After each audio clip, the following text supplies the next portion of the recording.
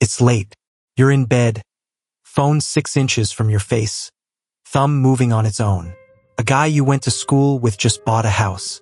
Someone you used to work with started a company that's apparently doing great. Person your age in your city is on a beach you can't afford, smiling like they've never had a hard day. You put the phone down. The ceiling is dark, and a quiet, familiar voice in your chest says the same thing it says every night. Everyone is ahead of you. Here's the thing you should know before we go any further.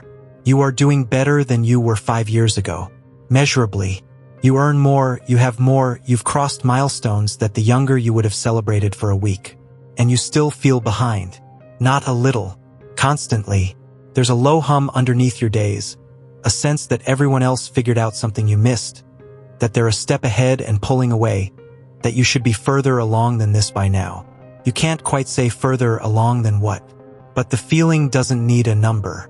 It just sits there, quietly insisting you're losing a race you never agreed to enter. Here is the strangest part. That feeling will not go away when you earn more. It didn't last time.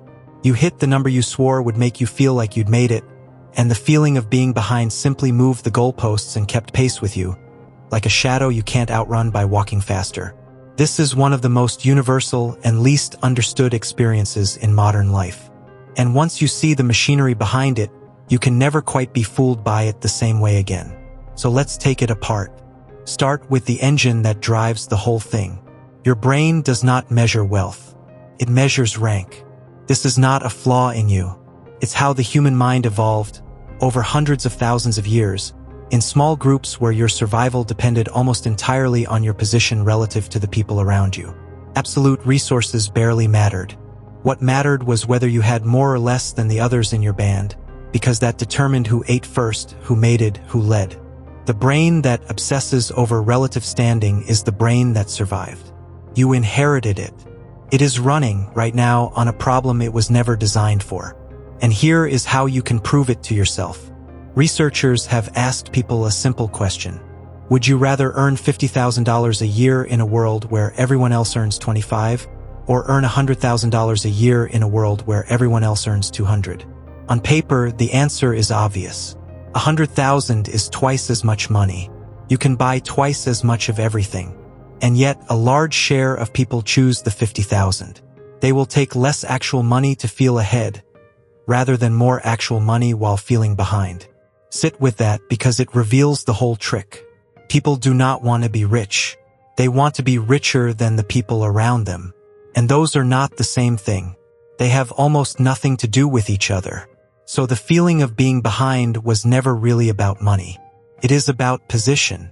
And position is a thing that can never be won, because the moment you climb to where someone above you was standing, your eyes simply lift to the next person up. The comparison doesn't resolve. It relocates.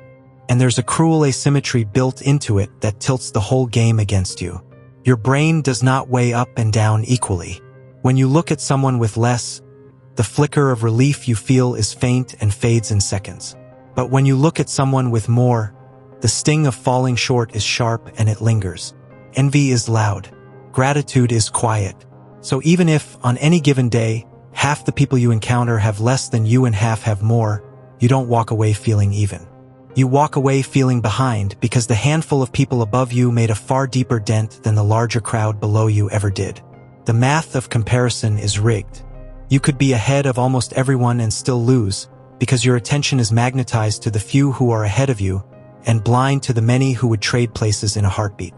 Now take this ancient, position-obsessed brain and hand it the most powerful comparison machine ever built. A device that lives in your pocket and feeds you, all day long, the curated peaks of thousands of other human lives, one swipe after another with no bottom. This is where the old wound becomes a modern disease. For most of human history, you compared yourself to maybe 150 people. Your village, your tribe, people whose whole lives you could actually see, the good and the bad. You knew who was struggling behind closed doors. The comparison, while painful, was at least honest.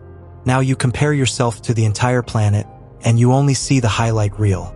You see the vacation, never the debt that paid for it. The new house, never the parents who covered the down payment. The business win, never the 3 failures before it or the breakdown after.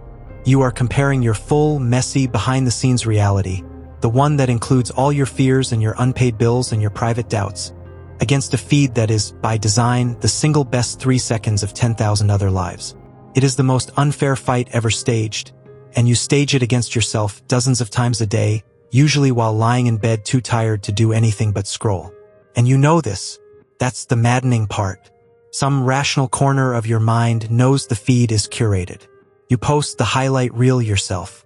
You've stood in a kitchen you couldn't really afford, taken the perfect photo of the one nice corner, and posted it while quietly stressed about the bill underneath the frame. You have personally manufactured the exact illusion that destroys you when you see it from others. And yet knowing this changes nothing in the moment, because the comparison doesn't run through the rational mind at all. It runs through the part of you that can't tell a stranger's staged photo from a real rival eating better than you across the fire. To that part, the image is simply real. The threat is real.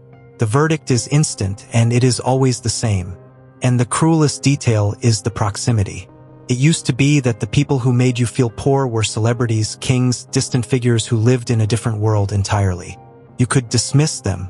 But now the person making you feel behind works in your industry, went to your school, lives in your city, started at the same place you did. The comparison feels fair and personal and direct precisely because they're close enough that it seems like it could have been you, should have been you. The distance that once protected you is gone. So you start to feel it, the specific, grinding sense that everyone is doing better. And it leads to something that has a name now, a condition that barely existed a generation ago.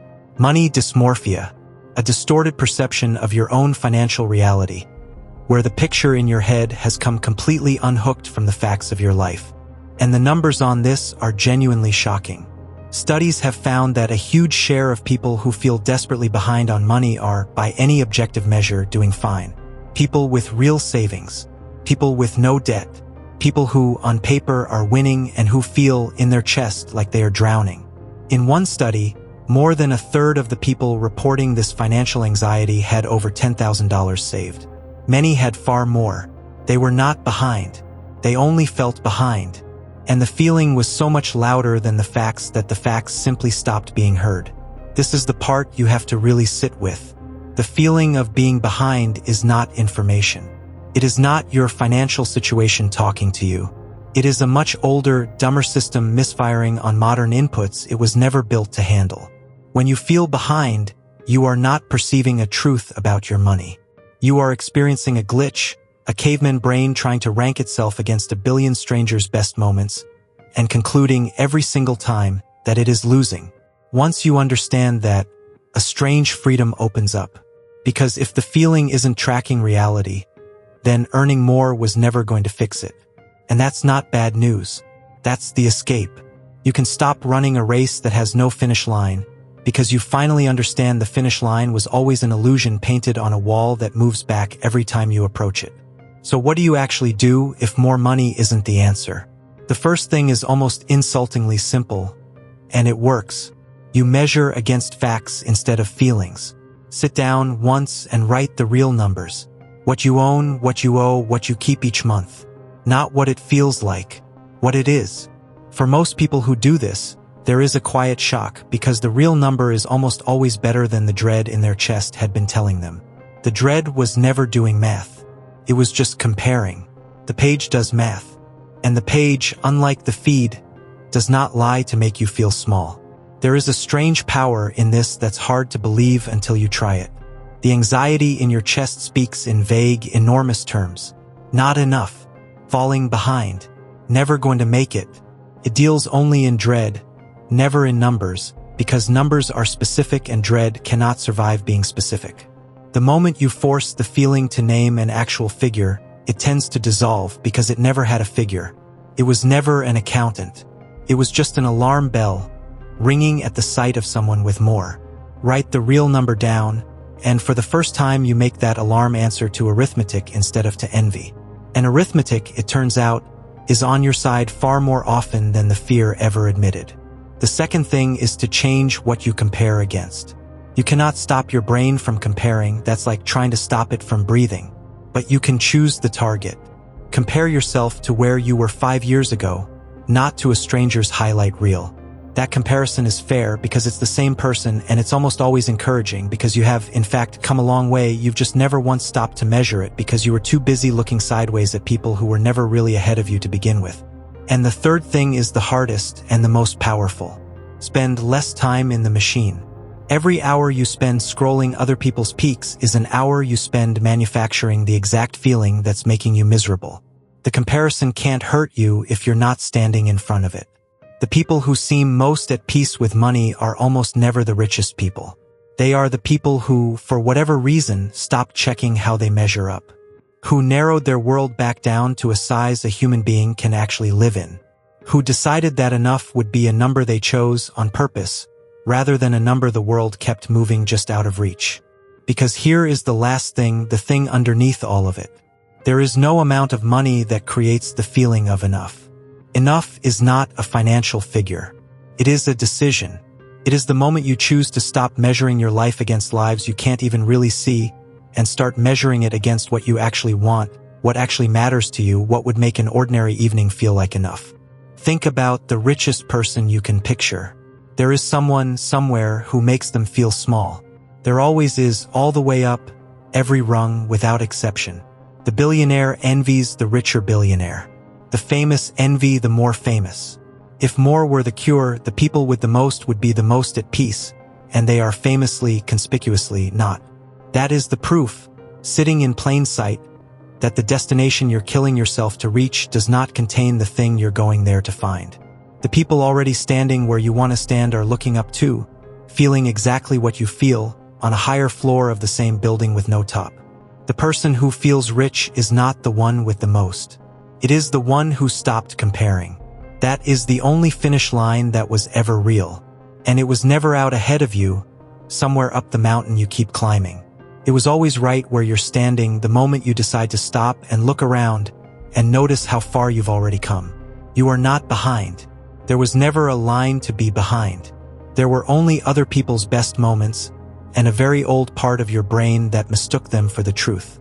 This is a story, not financial advice. But the feeling it's about is real, and so, if you want it, is the way out.